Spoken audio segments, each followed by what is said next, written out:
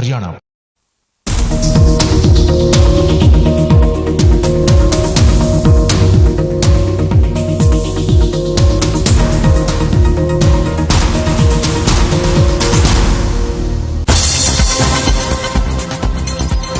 CM Manohar Lal ने की press conference. कई मुद्दों पर बोले सीएम। कहा गरीबों का उत्थान सरकार की प्राथमिकता, लोगों के लिए सरकार ला रही है योजनाएं। पेपर लीक मामले पर बोले सीएम मनोहर लाल। कहा दोषियों पर हो रही कार्रवाई, नहीं बख्शा जाएगा कोई भी आरोपी।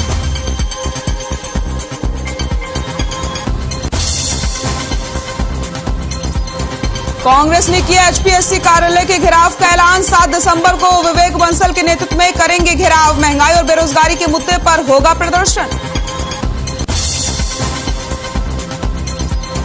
कोरोना के नए वेरिएंट ओमिक्रॉन ने बढ़ाई चिंता। हरियाणा में 31 दिसंबर तक बढ़ी महामारी। अलर्ट सुरक्षित हरियाणा की मियाद, सरकार ने जारी किया आदेश।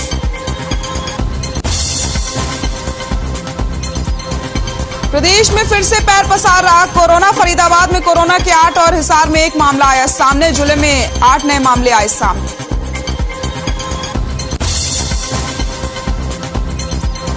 पलवल में 30 साल की युवक की हत्या। खेत में फेंका युवक का शव। मारपीट मामले में नहीं किया था समझौता। नामजद आरोपियों के खिलाफ मामला दर्ज।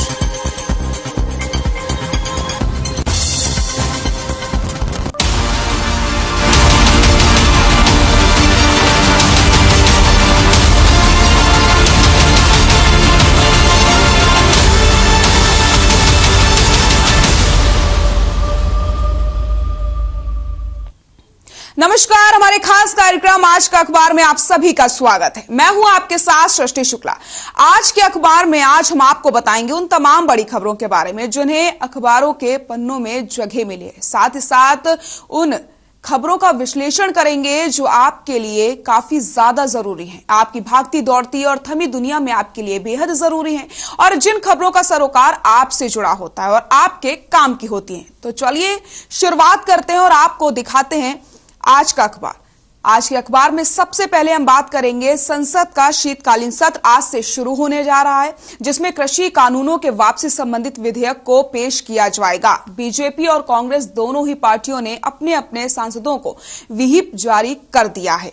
तो पहली खबर की हम बात कर रहे हैं जहां पर आपको बताते चलें संसद का शीतकालीन सत्र आज से शुरू होने वाला है। विपक्ष ने किसानों के विरोध से लेकर के महंगाई समेत कई मुद्दों पर सरकार को घेरने की रणनीति बना ली है। इसी बीच सरकार ने विपक्षी दलों से संसद को सुचारू रूप से चलने देने का आग्रह भी किया। आपको बताते चलें आज लोकसभा में 3 केंद्रीय कृषि कानूनों को निरस्त करने के लिए विधेयक लाने की उम्मीद है, जिसने देशव्यापी विरोध शुरू कर दिया था। पिछले हफ्ते केंद्रीय मंत्रिमंडल ने कृषि कानून निरस्त करने वाले विधेयक को मंजूरी दी थी। संसद के निचले सदन में पारित होने के बाद आज ही राज्यसभा में पेश किए जाने की संभावना भी जताई जा रही है। लेकिन इसी बीच किसान भी इस कार्यवाही पर करीब से नजर बनाए रखे हैं। किसानों की नजर आज शीतकालीन सत्र पर पूरी तरीके से टिकी हुई है। प्रधानमंत्री की घोषणा के बाद से ही तीनों कृषि कानूनों को निरस्त कर दिया जाएगा। वहीं किसानों ने कहा कि वे उनके शब्दों में विश्वास नहीं करते और बिलों को वास्तव में निरस्त देखना चाहते हैं। इसलिए किसानों की नजर पूरी तरीके से बनी हुई है। आपको बताते चलें 1 साल से किसान लगातार आंदोलन कर रहे हैं और अभी भी ये आंदोलन लगातार जारी है। तो वहीं आपको बताते चलें बीजेपी ने अपने संसद सदस्यों की अधिक उपस्थिति पर जोर दिया है। सरकार ने कहा कि वह प्रक्रिया के नियमों के तहत अनुमति के अनुसार किसी भी मुद्दे पर सदन के पटल पर चर्चा करने के लिए तैयार है। और हमारे साथ वरिष्ठ पत्रकार गोविंद ठाकुर जी जुड़ गए हैं। बहुत बहुत स्वागत है गोविंद जी आपका हर खबर हरियाणा पर। गोविंद जी, आज से शीतकालीन सत्र की शुरुआत हो रही है और सभी की नजरें टिकी हुई हैं क्योंकि कुछ दिन पहले ही प्रधानमंत्री ने तीनों कृषि कानून की वापसी का ऐलान कर दिया था कि उन्हें रद्द किया जाएगा। और तो आज का दिन काफी अहम माना जा रहा है। बिल्कुल, देखिए जिस तरह से सरकार ने जो भरोसा दिया है विपक्ष को, ये तो काबिले तारीफ है, लेकिन इसके बावजूद भी जिस तरह से विपक्ष इस बात को ले रहा है, इसे साफ जाहिर होता दिखता है कि ये सत्र के जो पहले दिन है, आज का दिन, वो काफी हंगामेदार होगा, क्योंकि विपक्ष को ये बात को भरोसा नहीं है कि सरकार ने जो प्रधानमंत्री जो ऐलान किया है उसमें स्पष्टता वो अपनी बात को सामने रखेंगे और जो विधेयक जो कानून बनाया गया है उसको वापस कर देंगे। हालांकि इनका ये कहना है कि इसमें प्रधानमंत्री पूरी तरह से आशा दिखाए और सबको भरोसे में ले कि आगे से इस तरह के कानून फिर से नहीं लाए जाएंगे, क्योंकि जो कुछ मंत्रियों का आपने बयान देखा होगा कि पिछले दिनों कहा कि एक फिर नए संशोधित बिल लाए जाएंगे, तो इससे विपक्ष में और किसान जो मोर्चा है उसमें इसे लेकर कई अविश्वास की स्थिति बनी हुई है। इसलिए विपक्ष चाहता है कि जो कृषि कानून है उसमें एमएसपी जो कानून है उसको गारंटी दे, उसको कानून बनाया जाए और भविष्य में नहीं लाने के लिए भरोसा दिया जाए। लेकिन इसके साथ साथ बहुत सारे ऐसे जो कानून बनाने की कोशिश की गई है उससे लेकर भी विपक्ष बहुत तरह से तकरार करने की तरह से तैयार है। इसमें आप सीबीआई और ईडी को जो कार्यकाल बढ़ाए जाएंगे उसको लेकर विपक्ष ने कह दिया है कि हम इसे नहीं मानते हैं जी। इसके बाद आप देखिए महंगाई हुआ, बेरोजगारी हुई और चीन की जो आक्रमण जो आप धीरे धीरे देख रहे हैं कि सीमा के भीतर भी घुसने की कोशिश की जा रही है, इस पर विपक्ष काफी तैयार है और इससे सरकार से जवाब मांग रही है। हालांकि सरकार की तरफ से यह आश्वासन दिया गया है कि हम बहस करने के लिए सभी तैयार हैं, लेकिन इस पर विपक्ष को भी साथ देना पड़ेगा। विपक्ष का ये कहना है कि आप भरोसे तो लेते हो, लेकिन जब संसद की कार्रवाई चलती है तो फिर अपने तरीके से मनमाने तरह से किया जाता है। तो देखिए जो 2 दिन में जो बैठक हुई है, तो सबसे पहले सर्वदलीय बैठक में जिसमें करीब 30 राजनीतिक पार्टियों ने भाग लिया था, उसमें तय हुआ कि हम संसद की कार्रवाई चलने देंगे, लेकिन सरकार अपनी मुद्दे को लाए और उससे बहस करवाकर ही कोई बिल पास करवाए। अगर सरकार की तरफ से फिर मनमानी की जाएगी जिस तरह से कृषि कानून की तरफ से किया गया, जो कि विपक्ष का आरोप है इसको, तो ऐसे नहीं चलेगा। इसी तरीके से विपक्ष ने भी भरोसा दिया है कि जो अच्छे बिल होंगे हम उस पर समर्थन करेंगे। तो ये आप कह सकते हैं कि जिस प्रकार विपक्ष की तरफ से जो बैठक की गई थी, परसों की बात मैं कह रहा हूँ, जिसमें तृणमूल कांग्रेस शामिल नहीं हुई थी, तो इसके बावजूद भी सबने भरोसा दिया है कि हम सरकार के खिलाफ एक साथ खड़े रहेंगे, तो हंगामेदार जरूर होगा। बिल्कुल गोविंद जी, लेकिन आज की इस कार्यवाही पर कहीं ना कहीं किसान भी पूरी तरीके से नजर बनाकर रखे हुए हैं, क्योंकि किसानों ने जिस तरीके से ट्रैक्टर मार्च का ऐलान किया उसके बाद उसे टाल दिया गया है, लेकिन आज का जो कार्रवाई होने वाली है शीतकालीन सत्र में, किसान पूरी तरीके से नजर बनाकर रखेंगे।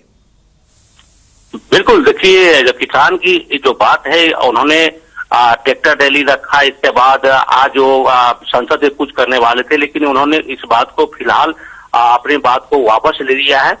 उनका ये देखना है कि सरकार जो आश्वासन दिया या प्राइम मिनिस्टर ने जो बात कही है उस पर किस तरह से वो उस कानून को वापस लेते हैं, इसके बाद ही उनकी नजर बनी रहेगी। हालांकि उन्होंने ये साफ कह दिया है कि हम जब तक संसद का सब चलता रहेगा हम सीमाएं पर डटे रहेंगे। इसका मतलब यही हुआ कि उनको भरोसा शायद सरकार की जो बयान है उसमें नहीं है। हालांकि सरकार की तरफ से आज ही लिस्टिंग कर दी गई है, आज ही पेश किया जाएगा कृषि कानून वापस लेने के लिए। इसको कृषि मंत्री नरेंद्र तोमर इसको पेश करेंगे, इसके बाद उसको बहस होगी और बहस के बाद वोटिंग के दरमियान उसको वापस ले लिया जाएगा। हो सकता है वो इस पर वोटिंग हो भी ना, सर्वसम्मति से इस पर हो जाए, लेकिन इसके बावजूद भी जो मैं पहले भी आपको बता रहा था कि विपक्ष को और किसान को दोनों को भरोसा नहीं है, इसलिए वो चाहते हैं कि सरकार खासकर प्रधानमंत्री सदन में आकर भरोसा दे कि भविष्य में इस तरह के इससे मिला जुला कोई भी बिल वो नहीं लाएंगे। और इसके बाद उस पर जो एमएसपी है उसको लेकर भी इस पर कानून बनाए और अधिक से अधिक जो इनका है किसानों का जो हक है वो देने की कोशिश करे। हाँ, इसके साथ साथ एक प्रस्ताव जरूर और जिसमें दिया गया विपक्ष की ओर से, जो इस 1 साल के अंदर में किसानों की जो मृत्यु हुई है सीमा बॉर्डरों पे, उनको लेकर एक प्रस्ताव पास करे जिसमें दुख प्रकट करे और उसमें एक खेत दिखाए और उसके मुआवजे की बात करे। ये विपक्ष की ओर से कही जा रही है। देखना इसमें यह है कि सरकार इस बात को कितना मानती है। लेकिन ये जो पॉइंट है, बिंदु है, इस पर जरूर सत्ता पक्ष और विपक्ष के बीच में तकरार की उम्मीद हम कर सकते हैं। बिल्कुल गोविंद जी, बिल्कुल सही कहा आपने, क्योंकि किसान भी लगातार योजना बनाते चले जा रहे हैं और साफ तौर पर किसानों का यही कहना है कि आज के दिन वो देखेंगे कि किस तरीके से बातचीत जैसे की गई थी कि कानून को रद्द किया जाएगा, तो आज क्या कुछ होता है। इसलिए कार्यवाही पर पूरी तरीके से किसानों की भी नजर रहेगी। लेकिन अगर बात करते हैं हम गोविंद जी विपक्ष की, तो महंगाई के मुद्दे पर तो विपक्ष घेरने की कोशिश करेगा ही और विरोध का सामना करना पड़ेगा। लेकिन जिस तरीके से पेपर लीक घोटाले लगातार सामने आ रहे हैं भर्तियों पर और पेपर लीक लगातार होते चले जा रहे हैं, इसको लेकर के भी क्या विपक्ष मुद्दा उठा सकता है? देखिए, ये पेपर लीक तो हर स्टेट का अलग अलग होता है। जैसे अभी भी आप देख रहे हैं यूपी में टीईटी की जो परीक्षाएं रद्द हुई है, इसको पेपर लीक हुआ, इस मुद्दे को तो जो यूपी के जो सांसद हैं, विपक्षी जो पार्टी हैं, खासकर सपा और बसपा की तरफ से इसको तो उठाया जाएगा, कांग्रेस का भी साथ होगा इसमें, इसको मुद्दे को जरूर उठाया जाएगा। लेकिन आज के दिन में मैं आपको ये बता रहा हूं कि आज के दिन में सिर्फ किसानों को लेकर सबसे अधिक एकजुटता दिखाने की कोशिश की जाएगी विपक्ष की ओर से। विपक्ष का यही बात हो, यही सबसे जो मुख्य हथियार यही होगा कि विपक्षी जितने भी जो पार्टियां हैं एक साथ रहे और सरकार को कोई भी ऐसी बात ना करने दे जो कहीं न कहीं किसान और उनके खिलाफ जाए। बिल्कुल गोविंद जी, लेकिन जिस तरीके से किसान लगातार एमएसपी पर कानून बनाने की मांग कर रहे हैं, तो इसको लेकर के भी क्या आज कोई बात रखी जा सकती है? देखिए, सरकार की ओर से बार बार यही आश्वासन दिए जा रहे हैं कि किसानों के हक में जो भी काम किए जा रहे हैं होंगे वो किसानों के हक में होंगे। लेकिन एमएसपी की बात है, देखिए पहले भी किसान एमएसपी को लेकर बार बार यही बात कहती आ रही है आ रहे हैं कि अगर उनको कानून बना कर दिया जाए, लेकिन सरकार इससे भागती नजर आई थी और आज के दिन में भी उन्होंने अपनी तरफ से कोई खुली बात नहीं कही है एमएसपी को लेकर। इसलिए विपक्ष और किसान की तरफ जो प्रस्ताव दिए जा रहे हैं सरकार को, वो यही है कि इस पर कानून बनाया जाए, जिस तरह से कृषि कानून लाया गया था उस तरह से एमएसपी पर कानून लाया जाए, जिससे कि भविष्य में कोई भी बिचौलिया आके मनमाने तरीके से उनके रेट पर उनकी कोई बिचौलियागिरी ना करे। इसके लिए उनको कानून की जरूरत है। जी बिल्कुल गोविंद जी, बहुत बहुत शुक्रिया आपका तमाम जानकारी के लिए और हर खबर हरियाणा पर अपनी बात रखने के लिए। तो लगातार आपको बताते चले, किसान नजर बनाकर रखेंगे। संसद का शीतकालीन सत्र आज से शुरू होने वाला है और ऐसे में अब विपक्ष भी पूरी तरीके से सरकार को घेरने का प्रयास करेगा। कई मुद्दों को लेकर के विपक्ष हंगामा कर सकता है, लेकिन आज किस कार्यवाही पर किसान भी पूरी तरीके से नजर बनाकर रखेंगे। आइए बात कर लेते हैं दूसरी खबर की। पीएम मोदी ने जापानी सीखने पर सीएम मनोहर लाल की सराहना करी है। उन्होंने कहा कि मैं मनोहर लाल जी को वर्षों से जानता हूं। मनोहर लाल जी नई चीजें सीखना पसंद करते हैं। सीएम मनोहर लाल ने तारीफ करने पर जताया है पीएम मोदी का आभार। तो आपको बताते चले, सीएम मनोहर लाल ने भी ट्वीट करते हुए कहा कि आपकी सराहना के लिए मैं धन्यवाद करता हूं। ज्ञान अनंत है, जितना हो इकट्ठा करें। तो आपको बताते चले, पीएम मोदी ने जापानी सीखने पर सीएम मनोहर लाल की सराहना करी है और साथ ही साथ उन्होंने कहा कि मैं मनोहर लाल जी को वर्षों से जानता हूं। मनोहर लाल जी नई चीजें सीखना पसंद करते हैं।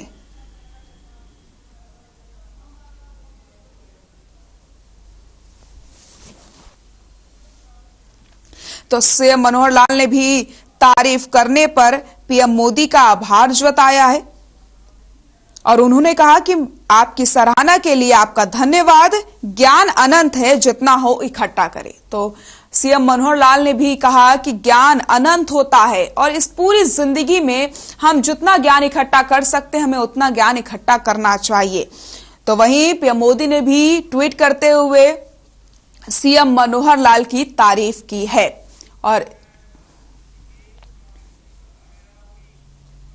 और हमारे साथ हमारे सहयोगी चंडीगढ़ से विकेश जुड़ गए हैं। विकेश, सीएम मनोहर लाल की तारीफ की है पीएम नरेंद्र मोदी ने। उन्होंने कहा कि मैं वर्षों से उन्हें जानता हूं और वो नई चीजें सीखना पसंद करते हैं। लगातार पीएम मोदी सीएम मनोहर लाल की तारीफ करते हुए नजर आ रहे हैं। जिस तरीके से वो प्रदेश में रणनीतियां चला रहे हैं, जिस तरीके से कामकाज किए जा रहे हैं। विकेश जी बिल्कुल, मैं आपको बताना चाहूंगा, प्रधानमंत्री नरेंद्र मोदी ने हरियाणा के मुख्यमंत्री मनोहर लाल की तारीफ करते हुए कहा है कि जापानी सीखने का उनका निर्णय उसी दिशा में एक और कदम है। बिल्कुल। साथ ही वही मुख्यमंत्री मनोहर लाल ने पीएम को धन्यवाद करते हुए ट्विटर पर लिखा है, खोज, पूछताछ और सीखने का ईंधन जैसा होती है, ज्ञान अनंत है और मेरा मानना है कि अपने जीवन काल में जितना हो सके उतना ज्ञान इकट्ठा करने का प्रयास करना चाहिए। आपकी सराहना के लिए धन्यवाद नरेंद्र मोदी जी। बिल्कुल विकेश, बहुत बहुत शुक्रिया तमाम जानकारी के लिए। तो आपको बताते चले, पीएम नरेंद्र मोदी ने सीएम मनोहर लाल की तारीफ की है, जिस तरीके से उन्होंने जापानी भाषा सीखी है। ट्वीट करते हुए पीएम नरेंद्र मोदी ने सीएम मनोहर लाल की तारीफ की और उसके बाद सीएम मनोहर लाल ने भी पीएम मोदी को धन्यवाद दिया है और उन्होंने कहा कि ज्ञान अनंत है, जितना हो सके हमें जिंदगी में ज्ञान इकट्ठा करना चाहिए।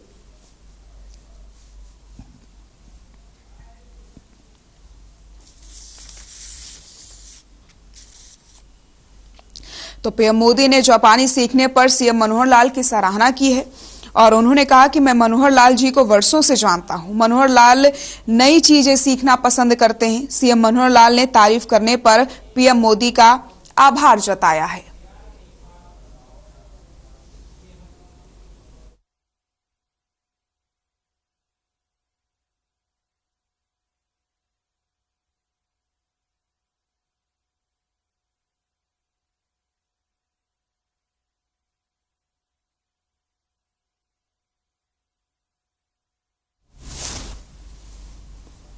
पीएम मोदी ने जापानी सीखने पर सीएम मनोहर लाल की सराहना करी और उन्होंने कहा कि मैं मनोहर लाल जी को वर्षों से जानता हूं।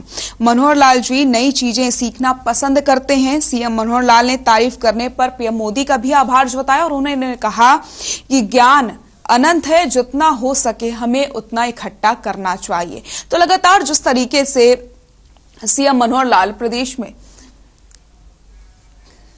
कामकाज कर रहे हैं, उसको लेकर के भी लगातार पीएम मोदी सीएम मनोहर लाल की तारीफ करते हुए नजर आते हैं।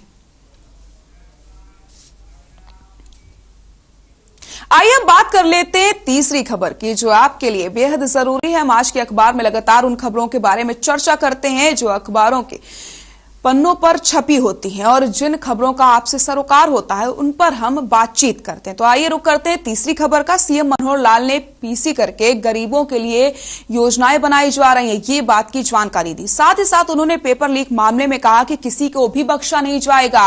प्रशासन लगातार कार्रवाई करता नजर आ रहा है। तो आपको बताते चलें, सीएम मनोहर लाल ने प्रेस कॉन्फ्रेंस करी और उन्होंने कहा कि गरीबों का उत्थान सरकार की प्राथमिकता है। गरीबों के लिए योजनाएं बनाई जा रही हैं। पेपर लीक मामले पर भी सीएम ने जवाब दिया है। उन्होंने कहा कि आरोपियों को बख्शा नहीं जाएगा।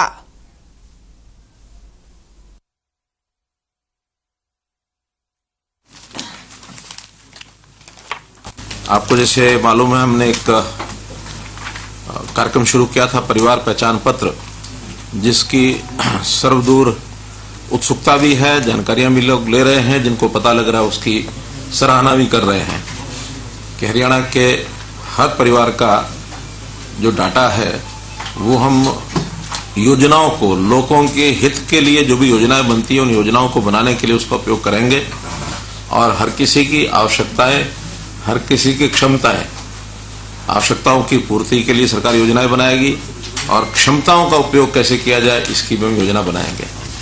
प्रधानमंत्री जी ने ये कहा कि सबका साथ, सबका विकास, सबका विश्वास और सबका प्रयास, उसी के अंतर्गत ये सब योजनाएं हैं।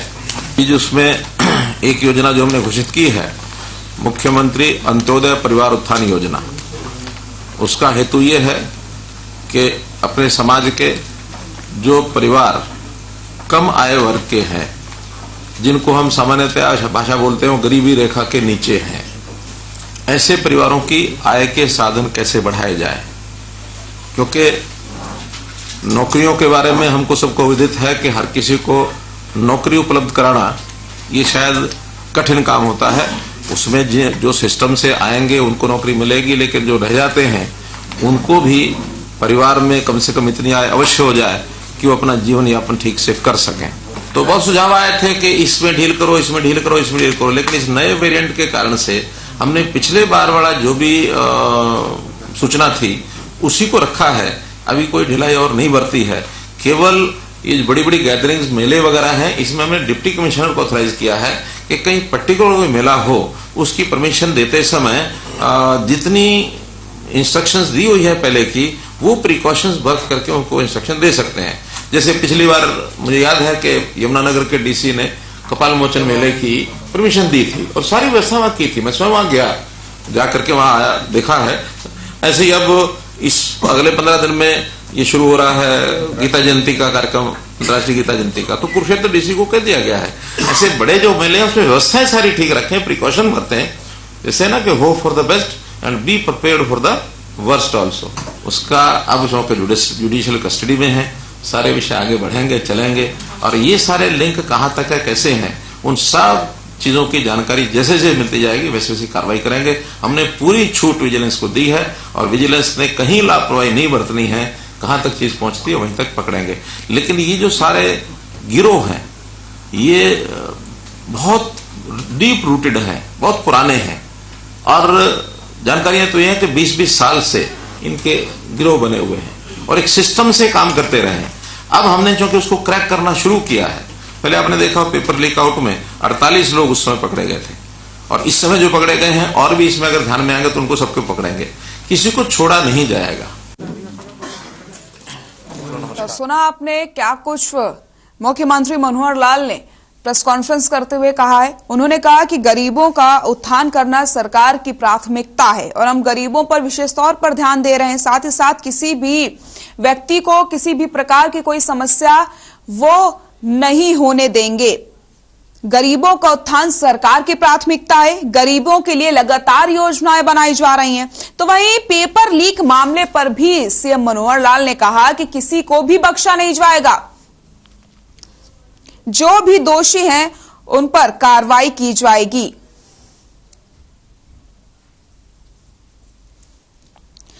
तो पेपर लीक मामले पर भी मुख्यमंत्री मनोहर लाल ने कहा कि आरोपियों को बख्शा नहीं जाएगा, प्रशासन पूरी तरीके से कार्रवाई करता हुआ नजर आ रहा है।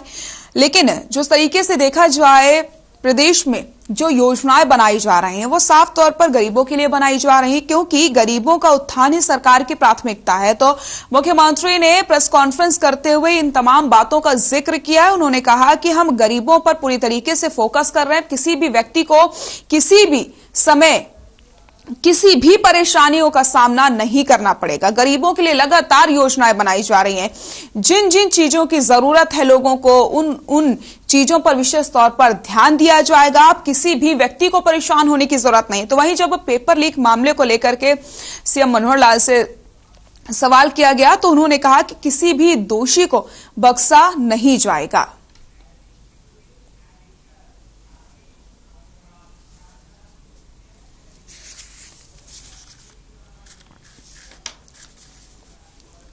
और हमारे साथ एग्जीक्यूटिव एडिटर आशीष अग्रवाल जी हमारे साथ जुड़ गए हैं। आशीष जी, बहुत बहुत स्वागत है आपका। जिस तरीके से मुख्यमंत्री मनोहर लाल ने प्रेस कॉन्फ्रेंस करी, उन्होंने साफ तौर पर यही कहा कि अब किसी भी गरीब को परेशान होने की जरूरत नहीं है, क्योंकि लगातार गरीबों के लिए योजनाएं बनाई जा रही हैं और सरकार की जो प्राथमिकता है वो गरीबों का उत्थान ही है। क्या कहेंगे?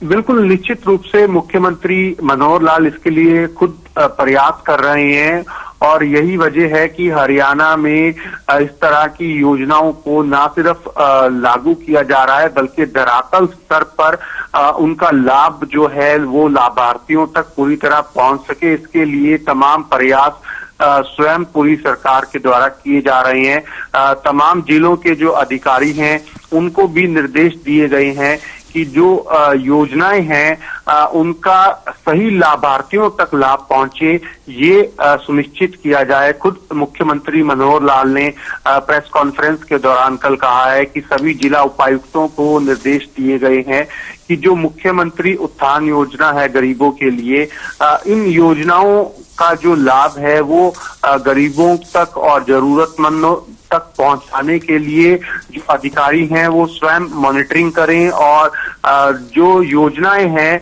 उनको पूरी तरह से लागू किया जाए, ताकि कहीं पर भी, चाहे वो कोई भी प्रदेश का इलाका हो, वहां पर जो सही लाभार्थी हैं उन तक लाभ जो है वो पहुंचाया जा सके।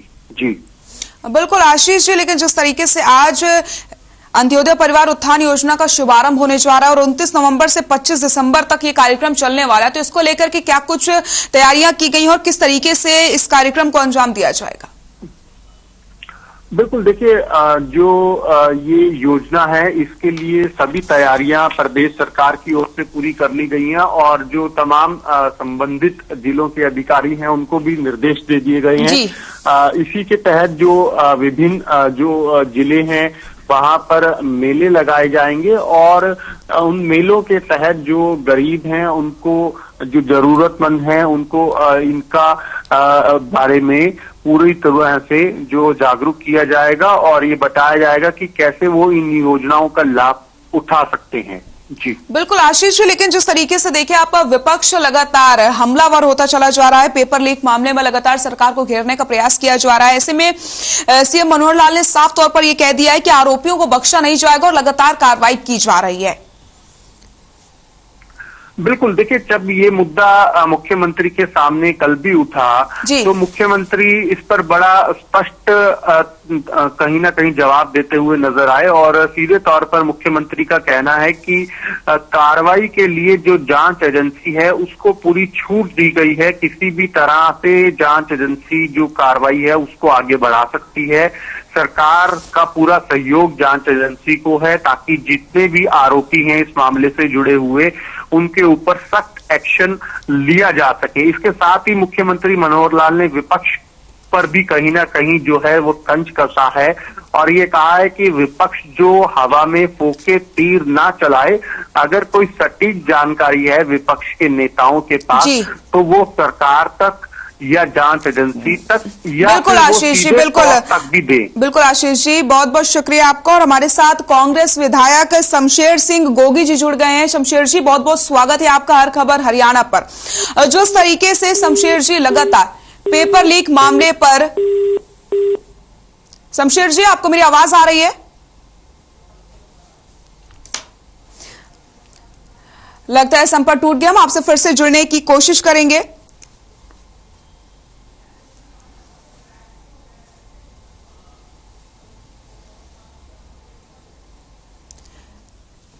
तो सीएम मनोहर लाल ने प्रेस कॉन्फ्रेंस करके गरीबों के लिए लगातार योजनाएं बनाई जा रही हैं इसकी जानकारी दी है।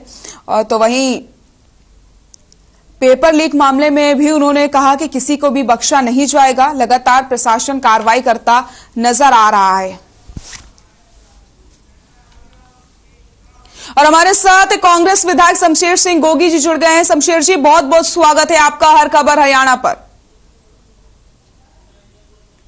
शमशेर जी, आपको मेरी आवाज आ रही है?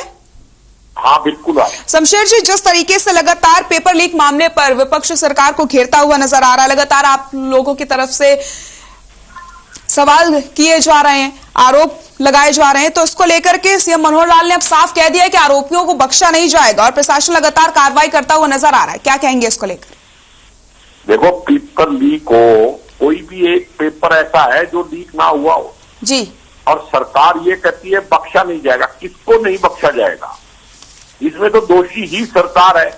जब इस सरकार के रहते हुए जी पेपर लीक हो रहा है तो बख्शा किसको नहीं जाएगा? आज तक तो इसको सीबीआई को केस दे दो जी, अगर नहीं बख्शना है तो जी, किसी भी जुडिशियल इंक्वायरी करा लो। हर बार पेपर लीक होता है। ये नौजवानों के भविष्य के साथ खिलवाड़ सरकार कर रही है और knowingly they are doing this जी, क्योंकि वो चाहते ही नहीं कि किसी को सरकारी नौकरी पे लगाया जाए। ये उनकी नीयत में खोट है, इसलिए ये सारा काम हो रहा है।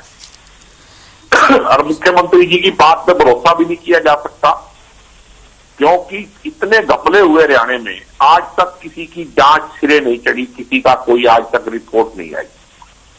तो इसलिए मेरे को नहीं लगता कि सरकार इस मामले में सीरियस है और वो जानबूझ के देश के और हरियाणा के नौजवानों के साथ धोखा कर रही। हेलो जी शमशेर जी, लेकिन जिस तरीके से बात की जाए, अगर ये तो पेपर लीक मामला हुआ, चलिए इसमें सीएम ने कह दिया है कि आरोपियों को बख्शा नहीं जाएगा, लेकिन अगर हम बात करते हैं गरीबों के लिए जिस तरीके से योजनाएं बनाई जा रही हैं और सीएम मनोहर लाल ने कहा है कि सरकार की प्राथमिकता गरीबों का उत्थान ही है, तो इसको लेकर क्या कहेंगे आप? क्या धरातल पर चीजें आएंगी? पिछले 7 साल से जी आप रिपोर्ट मंगाओ जी कि क्या गरीब बढ़े हैं या घटे हैं। जी इस देश में गरीबी बढ़ी है पिछले 7 साल में। जी जो 7 साल पहले जो 13-14 का आंकड़ा है उससे लेके आप 20-21 के आंकड़े को देखो तो गरीब लोग बढ़े हैं, गरीबी की रेखा से भी ज्यादा लोग नीचे चले गए हैं। तो खट्टर साहब कहां सो रहे हैं? इनको 6 महीने में एक बार सपना आता है कि गरीब को याद करो। तो गरीब को राशन चाहिए, भाषण नहीं चाहिए। जी जी, जिस तरीके से लगातार आप लोग आरोप लगा रहे हैं और आप लोग ने साफ कह दिया है कि आरोपियों पर कोई कार्रवाई नहीं होगी और लगातार इस तरीके के घोटाले सामने आ रहे हैं, तो आप किस तरीके से इसका विरोध करेंगे और आगे क्या कुछ आपका रुख होने वाला है? नहीं, हम तो अब ये सेशन आएगा उसमें भी विरोध करेंगे जी। और इसके साथ साथ आप ये देखो कि HPCC में जी जिन लोगों को इन्होंने लगाया जी वो इनके पर्सनल आदमी है, तो जिम्मेदारी पर्सनल होनी चाहिए। जी जी जब आउट ऑफ द वे जो पोस्ट ही नहीं थी वहां, जी जो मिस्टर नागर हैं जी उनको लगाने की जरूरत ही नहीं थी, वहां पहले पोस्ट ही नहीं थी, और अब आप उनको पर्सनल इंटरेस्ट लेके लगाते हो तो जिम्मेदारी उसकी है ना जिसने लगाया है। जी तो जिम्मेदारी सरकार की है, भाजपा सरकार की और खास करके मुख्यमंत्री की। इस मामले में तो बहुत ही सीरियस नोट लिया जाना चाहिए और इस मामले में जुडिशियल इंक्वायरी की हम डिमांड करते हैं। ठीक है, 7 दिसंबर से SPSC कार्यालय का घेराव करने की तैयारी है आप लोगों की? हाँ बिल्कुल, पूरी शमशेर उस दिन भी तैयारी है। फिर उसके बाद 12 तारीख को दिल्ली में बहुत बड़ी नेशनल रैली होने जा रही है महंगाई के ऊपर, उसकी भी तैयारी है। हर तरह से मतलब विपक्ष जो है जी, देखो 7 साल में जी इस देश में लोकतंत्र के मायने बदल गए। यहाँ पे सरकार जो है वो जनता की आवाज नहीं होती, सरकार बनने के बाद विपक्ष जनता की आवाज होता है और विपक्ष को दबाना जनता की आवाज को दबाना है। बिल्कुल। शमशेर जी आप हमारे साथ बने, बिल्कुल शमशेर जी आप हमारे साथ बने रहिए। शमशेर जी आप हमारे साथ बने रहिए। हमारे साथ बीजेपी विधायक कृष्णा मिड्डा जी जुड़ गए। कृष्णा जी बहुत बहुत स्वागत है आपका हर खबर हरियाणा पर।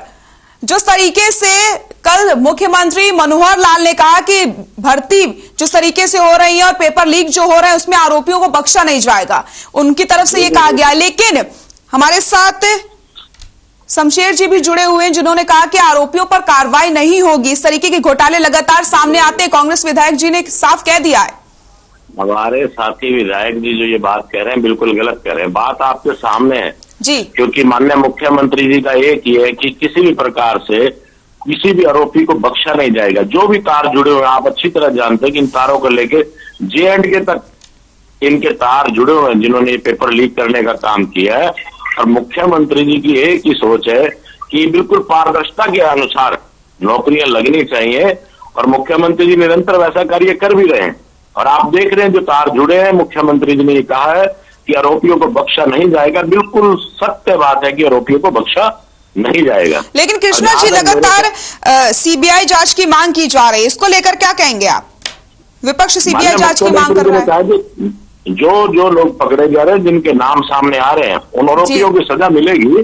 और जहां तक बात CBI की, अगर मामला वैसे सोल्व आउट हो जाता है तो ठीक है, नहीं होगा तो CBI की जांच के लिए माननीय मुख्यमंत्री जी तैयार है, ऐसी कोई बात नहीं है। शमशेर जी आपने जवाब ले लिया है। कृष्णा जी का कहना है कि जांच के लिए पूरी तरीके से तैयार है, क्या कहेंगे? पिछला जब बजट सेशन हुआ था जी, ये उसके अंदर भी यही जवाब था और इस जवाब से कितने लोग सेटिस्फाई हुए? 8 महीने हो गए इसको, क्या कार्रवाई हुई? क्या ये सदन के पटल पे रखेंगे? इससे पहले कितने घपले हुए हरियाणा में, शराब घोटाला हुआ, चिट्ठी घोटाला हुआ, धान घोटाला हुआ, किसी की आज तक रिपोर्ट आई? SIT को बदल के SCT कर दिया गया।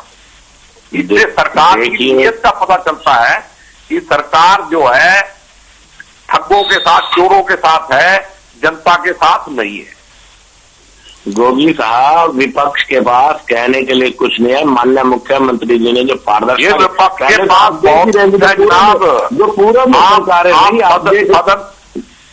हमारे पास बहुत कुछ कहने को है, आपके पास सुनने की ताकत नहीं है, इसीलिए विपक्ष की बात को दबाया जाता है। और मैं यही कहता हूँ कि विपक्ष को दबाना, जनता की आवाज को दबाना है, इससे बच के रहो, लोकतंत्र को बचाओ।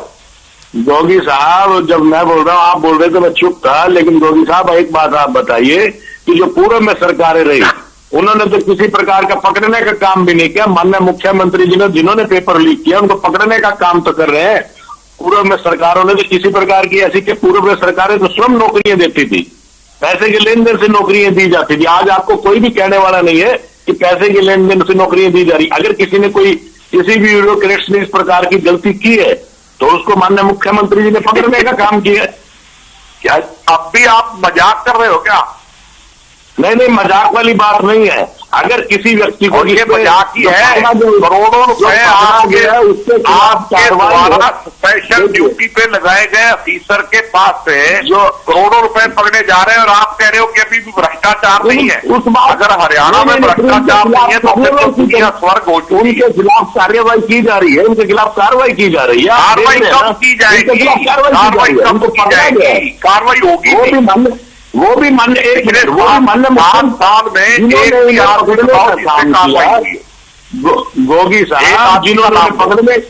गोगी साहब जिन्होंने उन्हें पकड़ने का काम किया, वो भी माननीय मुख्यमंत्री जी पकड़ने का काम किया। पकड़ने का काम कोई जिन्होंने किया वो सरकार के आधार पर काम भी नहीं किया। सरकारों ने खुद नौकरियां देती थी पूर्व में। शमशेर जी, हम जवाब ले लेते हैं। कृष्णा मिड्ढा जी, किस तरीके से कार्रवाई आगे की जाएगी और कैसे आरोपियों तक पहुंचा जाएगा? जो नागर साहब पकड़े गए हैं उनके खिलाफ सख्त कार्रवाई। जो मुख्यमंत्री जी ने कपूर साहब को मैसेज किया होगा तभी पकड़े गए, आप स्वयं देख सकते हैं। पहले में पूर्व में सरकारों ने किसको पकड़ने का काम किया? क्या पैसे का लेन देन नहीं हुआ? अब अगर लेन देन हुआ है, जिस भी ब्यूरोक्रेट्स ने ये काम करने का काम किया, मुख्यमंत्री जी उन्होंने पकड़वाने का काम किए। ये तो आप स्वयं देख सकते हैं। ठीक है कृष्णा जी, ये छोटी बात नहीं है कि आपने ही ठीक है कृष्णा जी, ठीक है। अब आने वाला समय ही बताएगा कि किस तरीके से आरोपियों पर कार्रवाई की जाती है और कैसे आरोपियों तक पहुंचा जाएगा। बहुत बहुत शुक्रिया कृष्णा जी हमारे साथ जुड़ने के लिए। शमशेर जी, आपका भी बहुत बहुत शुक्रिया हमारे साथ जुड़ने के लिए और अपनी बात रखने के लिए। तो हम बात कर रहे थे जिस तरीके से पेपर लीक मामले में मुख्यमंत्री मनोहर लाल ने कहा है कि आरोपियों को बख्शा नहीं जाएगा और उन पर कार्रवाई की जाएगी। और लगातार खबरों का सिलसिला जारी है, हम लगातार तमाम बड़ी खबरों के बारे में बात करेंगे, लेकिन फिलहाल यहां वक्त हो चला एक छोटे से ब्रेक का।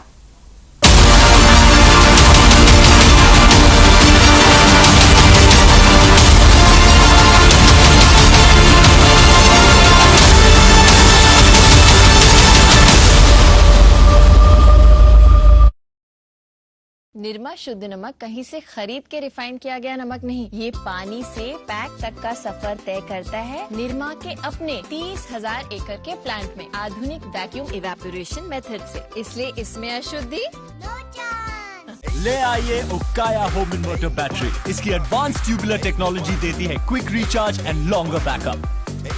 उक्काया नेवर स्टॉप इंडिया। एक्शन टेसा बॉयलो BWP बोर्ड खाते ही हमारे दांत गए टूट, हमारी तो फौजों के प्राण गए छूट। डालो उबलता पानी, कर दो नीस्त नाबूद। Termite proof, border proof, fire retardant, extra tough and for the first time in the world, boiling waterproof. Action Tesa Boilo, सबसे मजबूत। पंजाब है जसप्रीत का ठिकाना, मुंबई है आदर्श का आशियाना, केरल का गोविंदन निवासी, कोलकाता में जन्मे है काशी। हर हिंदुस्तानी की शान ARB बियरिंग्स जोड़े सारा हिंदुस्तान। खामोश जुबान, पूछती निगाहें, कहीं शोर, कहीं झांकती उम्मीदें, चुभते सवालों से अब होगा सामना। हर खबर पर जब उठेगा मसला,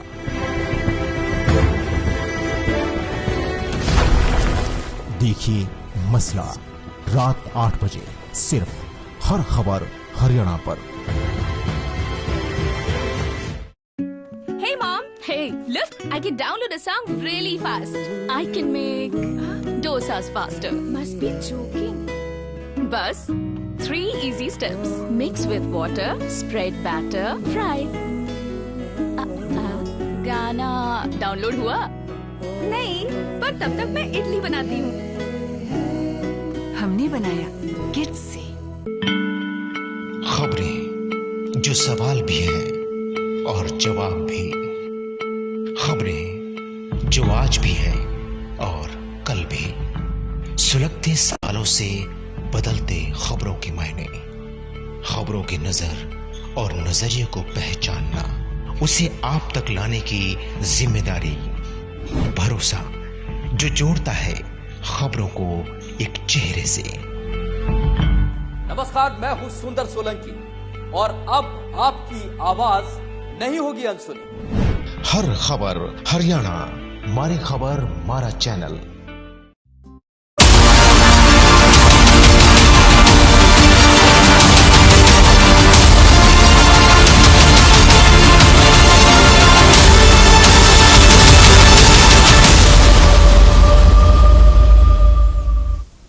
ब्रेक के बाद एक बार फिर से आप सभी का स्वागत है। आइए बात कर लेते हैं चौथी खबर की। मुख्यमंत्री अंत्योदय परिवार उत्थान योजना का आज शुभारंभ होने वाला है।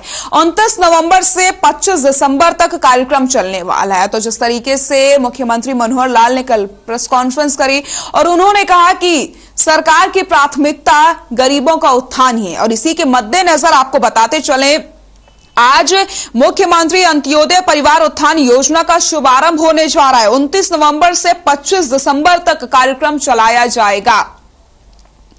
तो चौथी खबर की हम बात कर रहे हैं। मुख्यमंत्री अंत्योदय परिवार उत्थान योजना का आज शुभारंभ होगा। 29 नवंबर से 25 दिसंबर तक यह कार्यक्रम चलने वाला है। और इसी खबर पर ज्यादा जानकारी के लिए हमारे सहयोगी रवि चंडेल हमारे साथ जुड़ गए हैं। रवि, आज 29 नवंबर से 25 दिसंबर तक कार्यक्रम चलने वाला है। मुख्यमंत्री अंत्योदय योजना का आज शुभारंभ होने वाला है। क्या कुछ अपडेट मिल रहे हैं? जी बिल्कुल, आज से जो है प्रदेश के विभिन्न जिलों के अंदर जो है वो मुख्यमंत्री परिवार उत्थान योजना मेलों का जो है वो आयोजित किए जाएंगे, जिसके तहत तकरीबन 1.5 लाख परिवार जो हैं वो आज मेले के अंदर शिरकत करेंगे और बाकायदा उनकी काउंसलिंग की जाएगी। काउंसलिंग के माध्यम से ये समझा जाएगा कि आखिरकार उन्हें किस रोजगार के तहत और किस कैटेगरी के अंदर जो है उनको लाया जा सकता है, या फिर वो स्वयं रोजगार बना सकते हैं या फिर किसी तरीके से उन्हें लोन देने की कोई व्यवस्था की जाए। तो ये तमाम आज आयोजित किए जाएंगे। लगभग 24 ऐसे मेले जो हैं वो विभिन्न जिलों में जो है वो आयोजित किए जाएंगे, जहां पे 1.5 लाख पहचान पत्र के माध्यम से जिनकी आय जो है वार्षिक आय जो है वो 1 लाख तक की है, 1 लाख से कम है, वो तमाम परिवार जो है वो आज इन मेलों में शिरकत करेंगे। जी बहुत बहुत शुक्रिया रवि, तमाम जानकारी के लिए आपका। तो चौथी खबर की हम बात कर रहे हैं, जहां पर आपको बता रहे हैं कि मुख्यमंत्री अंत्योदय परिवार उत्थान योजना का आज शुभारंभ होने वाला है और 29 नवंबर से 25 दिसंबर तक कार्यक्रम चलने वाला है।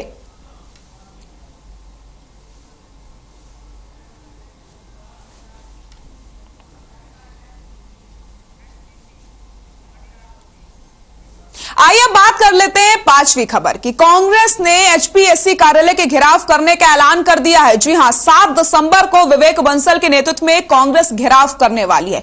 महंगाई और बेरोजगारी के मुद्दे पर प्रदर्शन किया जाएगा। तो आपको बताते चले, एचपीएससी कार्यालय का घेराव करने की तैयारी में है पूरी तरीके से कांग्रेस। 7 दिसंबर को विवेक बंसल के नेतृत्व में घेराव किया जाएगा। आपको बताते चले, महंगाई और बेरोजगारी के मुद्दे पर प्रदर्शन किया जाएगा। तो पांचवी खबर की हम बात कर रहे हैं।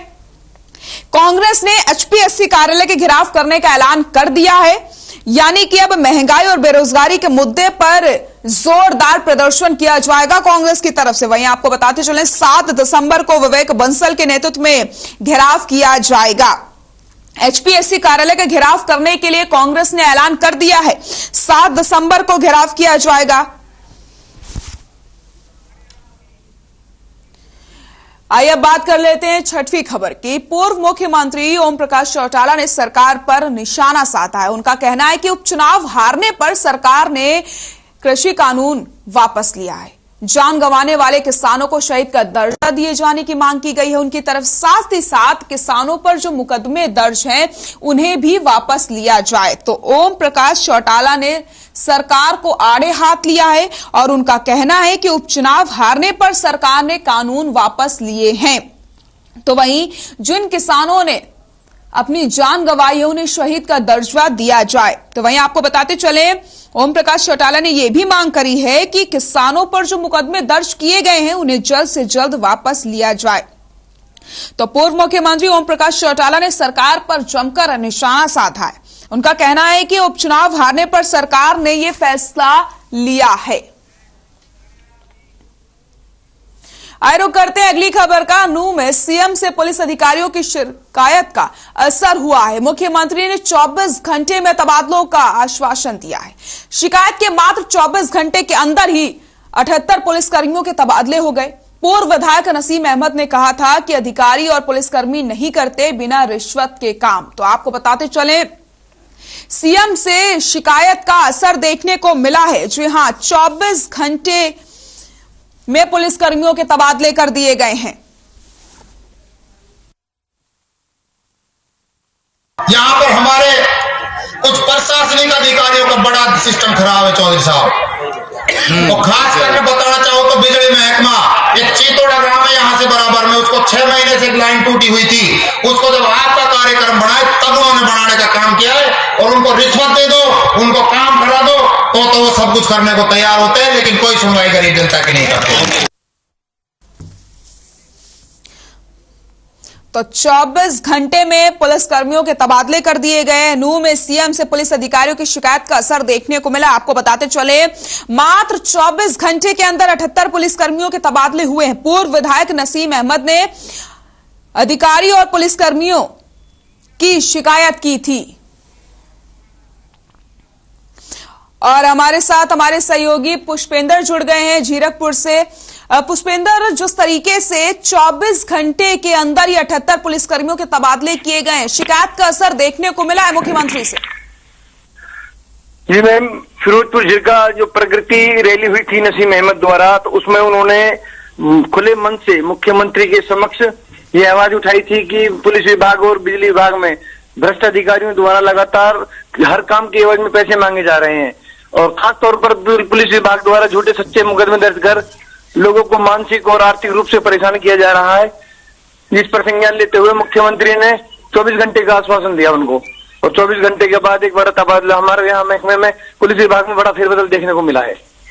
जी पुष्पेंद्र, बहुत बहुत शुक्रिया आपका तमाम जानकारी के लिए। तो सीएम से शिकायत का असर देखने को मिला। आपको बताते चले 24 घंटे के अंदर ही 78 पुलिसकर्मियों के तबादले कर दिए जाते हैं, क्योंकि पूर्व विधायक नसीम अहमद ने आरोप लगाया था कि अधिकारी और पुलिसकर्मी बिना रिश्वत के काम नहीं करते। और इसी के मद्देनजर 24 घंटे के अंदर ही 78 पुलिसकर्मियों के तबादले कर दिए जाते हैं।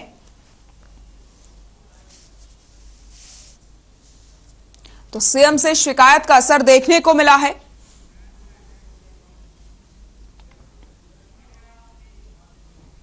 तो आइए रुक कर लेते हैं अगली खबर का। ये खबर काफी ज्यादा परेशानियों में डालने वाली है। जी हां, कोरोना ने एक बार फिर से पैर पसारने शुरू कर दिए हैं। फरीदाबाद में 8 नए मामले सामने आ गए।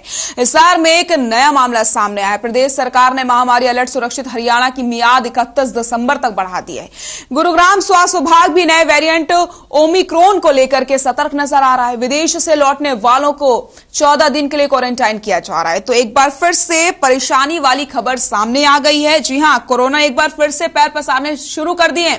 तो हम सभी को भी पूरी तरीके से कोरोना गाइडलाइंस का पालन करना होगा। और हर खबर हरियाणा भी आपसे अपील करता है कि आप सभी कोरोना गाइडलाइंस का पूरी तरीके से पालन करें। 2 गज की दूरी का खास तौर पर ख्याल रखें, क्योंकि फिर से कोरोना ने पैर पसारने शुरू कर दिए। मास्क का इस्तेमाल जरूर करिए और जो भी कोरोना की गाइडलाइंस है उनका पालन करें। और ज्यादा से ज्यादा वैक्सीनेशन करवाइए और लोगों को इसके प्रति जागरूक भी करिए। तो आपको बताते चले गुरुग्राम स्वास्थ्य विभाग भी अब नए वेरिएंट ओमिक्रॉन को लेकर के काफी ज्यादा सतर्क नजर आ रहा है। विदेश से जो भी यात्री लौट रहे हैं 14 दिन के लिए उन्हें क्वारंटाइन किया जा रहा है।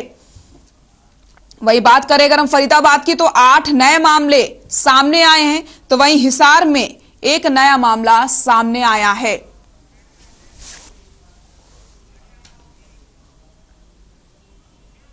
आइए आगे बढ़ते हैं और रुक करते हैं अगली खबर का। कोरोना के नए वेरिएंट्स को लेकर दिल्ली के सीएम अरविंद केजरीवाल ने पीएम से विदेशी फ्लाइटें रोकने का ऐलान। अनुरोध किया है। जी हां, आपको बताते चले कोरोना के नए वेरिएंट ने दस्तक देना शुरू कर दिया और इसी के मद्देनजर मुख्यमंत्री अरविंद केजरीवाल ने पीएम मोदी से अनुरोध किया है। विदेशी फ्लाइटों को रोकने का अनुरोध उनकी तरफ से किया गया है। बढ़ते हैं अगली खबर का रुख कर लेते हैं। प्रदेश में प्रदूषण कम होने का नाम नहीं ले रहा है। गुरुग्राम में प्रदूषण से निपटने के लिए मुख्य सड़कों पर एयर प्यूरिफायर लगाने के भी काम किए जा रहे हैं। तो लगातार प्रदूषण बढ़ता चला जा रहा है। लोगों को जहरीली हवा में सांस लेना पड़ रहा है और इस प्रदूषण से लोगों को निजात मिलती नजर नहीं आ रही है। तो प्रदेश में प्रदूषण कम होने का नाम नहीं ले रहा है। गुरुग्राम में प्रदूषण से निपटने के लिए मुख्य सड़कों पर एयर प्यूरिफायर लगाने का भी काम किया जा रहा है। प्रदेश में प्रदूषण कम होने का नाम नहीं ले रहा है। जो यहां लगातार प्रदूषण बढ़ता चला जा रहा है, AQI लेवल भी लगातार बढ़ता चला जा रहा है। तस्वीरें भी आपको हम दिखा रहे हैं जहां पर विजिबिलिटी पूरी तरीके से कम होती जा रही है और इस जहरीली हवा में सांस लेने के लिए लोग अब मजबूर हो चुके हैं।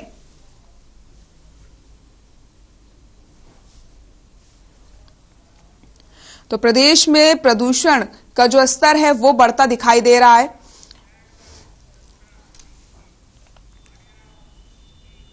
और इसी खबर पर ज्यादा जानकारी के लिए हमारे ब्यूरो चीफ प्रवीण शर्मा हमारे साथ जुड़ गए हैं। प्रवीण, लगातार प्रदूषण बढ़ता चला जा रहा है, प्रदूषण कम होने का नाम नहीं ले रहा है, लेकिन इसके लिए लगातार प्रशासन भी सतर्क नजर आ रहा है। क्या कुछ कदम उठाए जा रहे हैं? तो अगर प्रदूषण के स्तर की बात करें तो प्रशासन के तमाम दावों के बाद भी कम नहीं हो रहा है। जो उपाय किए जा रहे हैं उनसे प्रदूषण पर कोई असर पड़ता दिखाई नहीं दे रहा है, क्योंकि जिस तरह का AQI कल 300 से ऊपर रहा और आज भी सुबह का AQI काफी हाई था, तो कहीं ना कहीं जो उपाय किए जा रहे हैं वो नाकाफी साबित हो रहे हैं और प्रशासन भी कहीं ना कहीं इसमें फेल नजर आ रहा है। क्योंकि जिस तरह से हम बात कर रहे थे कि एयर प्यूरिफायर लगाए जाएंगे, तो हमने कल देखा कि वो एयर प्यूरिफायर बंद है। तो कहीं ना कहीं जो प्रयास किए जा रहे हैं वो नाकाफी है, जिसके चलते प्रदूषण का स्तर लगातार बढ़ रहा है। प्रवीण, लेकिन जिस तरीके से गुरुग्राम में एयर प्यूरिफायर लगाए जा रहे हैं, इसका कितना असर देखने को मिल रहा है? जी देखिए, हमने जो एयर प्यूरिफायर हैं उनकी जाकर ग्राउंड पे रिपोर्टिंग की, उनको चेक किया, तो वहां पर एयर प्यूरिफायर चलते नहीं पाए गए। तो जिससे साफ है कि सिर्फ ये एक दिखावा हो रहा है। जो जमीनी स्तर पर काम करने की जरूरत है वो कहीं नजर नहीं आ रहा है, क्योंकि एयर प्यूरिफायर सड़क के किनारे कुछ ही सड़कों पर लगाएंगे और उनका कुछ खास फर्क पड़ता दिखाई नहीं दे रहा। इसको लेकर कई पर्यावरणविदों ने भी साफ तौर पर कहा है कि ये एयर प्यूरिफायर जो लगाए जा रहे हैं जनता के पैसे की केवल बर्बादी की जा रही है। बिल्कुल, बहुत बहुत शुक्रिया आपका तमाम जानकारी के लिए प्रवीण। तो आपको बताते चलें, लगातार प्रदूषण का स्तर बढ़ता चला जा रहा है, लेकिन प्रशासन भी ऐसे में सतर्क नजर आ रहा है। लेकिन आप सभी को भी अपना ख्याल खुद रखना है, क्योंकि आंखों में ज्वलन का सामना लगातार लोगों को करना पड़ रहा है, वहीं सांस लेने में भी लोगों को तकलीफ हो रही है। तो प्रदेश में जो प्रदूषण है वो कम होने का नाम नहीं ले रहा है। लगातार प्रदूषण का स्तर बढ़ता चला जा रहा है।